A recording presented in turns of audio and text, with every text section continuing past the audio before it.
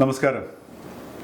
രാജ്യത്തിനും അതിലെ ജനങ്ങൾക്ക് മുൻഗണന നൽകുന്ന വിധം എങ്ങനെ ഒരു രാഷ്ട്രീയ പാർട്ടിയും അതിൻ്റെ നേതാവും പെരുമാറണം എന്നുള്ളതിൻ്റെ ഏറ്റവും മാതൃകാപരമായ ഉദാഹരണമാണ് ഈ പഹൽഗാം ആക്രമണത്തിന് ശേഷം ഡോക്ടർ ശശി തരൂർ കാഴ്ചവെച്ചത്.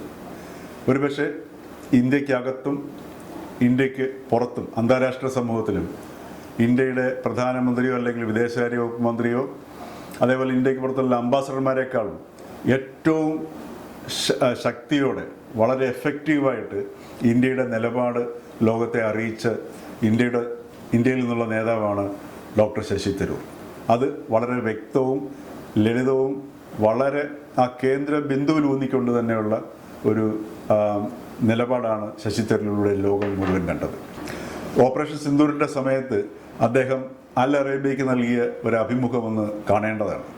ഇന്ത്യക്കകത്ത് പോലും എനിക്ക് തോന്നുന്നില്ല പാർലമെൻറ്റിനുള്ളിൽ പോലും പ്രധാനമന്ത്രി നരേന്ദ്രമോദിക്ക് ഇത്രയും വ്യക്തതയോടെയും ശക്തവുമായിട്ട് ഇന്ത്യയുടെ നിലപാട് അവതരിപ്പിക്കാൻ കഴിയുമോ.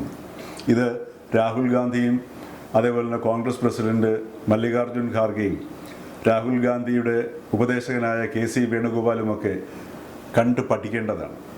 മാത്രമല്ല ഓരോ പൗരനും കണ്ടു പഠിക്കേണ്ടതാണ് എങ്ങനെയാണ് രാഷ്ട്രീയത്തെ സമീപിക്കേണ്ടത്, എങ്ങനെയാണ് രാജ്യം ഒരു വിഷയത്തെ നേരിടുന്ന സമയത്ത് നിലപാടെടുക്കേണ്ടത്, ഗവൺമെൻറ്റിനെ പിന്തുണയ്ക്കേണ്ടത്, ഗവൺമെൻറ്റിനെ പിന്തുണയ്ക്കേണ്ട വിഷയങ്ങളിൽ പിന്തുണയ്ക്കുകയും എതിർക്കേണ്ട സമയത്ത് എതിർക്കുകയും ചെയ്യുമ്പോഴാണ് ഒരു പ്രതിപക്ഷ മുന്നണിക്കോ രാഷ്ട്രീയ കക്ഷിക്കോ വിശ്വാസ്യത നേരിടാൻ കഴിയുക. ഒരു രാഷ്ട്രീയ പാർട്ടിക്കും അതിൻ്റെ നേതൃത്വത്തിനും അതിൻ്റെ നേതാവിനും വിശ്വാസ്യത ഇല്ലാതാവുമ്പോഴാണ് യഥാർത്ഥത്തിൽ പ്രതിപക്ഷം നിർവീര്യമാകുന്നത്.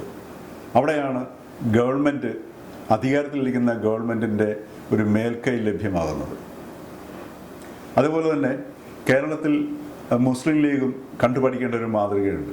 അത് ഹൈദരാബാദ് പാർലമെൻറ്റ് അംഗം അസദുദ്ദീൻ ഒവൈസിയുടെയാണ്. പ്രധാനമന്ത്രി നരേന്ദ്രമോദിയുടെ ഏറ്റവും ശക്തമായ എതിർ ശബ്ദവുമാണ് ഒവൈസിയുടേത്. പക്ഷേ പഹൽഗാം ആക്രമണത്തിന് ശേഷം പ്രധാനമന്ത്രിയേക്കാൾ ശക്തിയോടെയാണ് ഒവൈസിയുടെ രാജ്യത്തിനോട് ഒപ്പം നിന്നുള്ള ശബ്ദം ഉയർന്നത്. ഇത് മുസ്ലിം ലീഗ് കേരളത്തിൽ അടിയന്തരമായി ശ്രദ്ധിക്കേണ്ട ഒരു ഘടകം കൂടിയാണ്.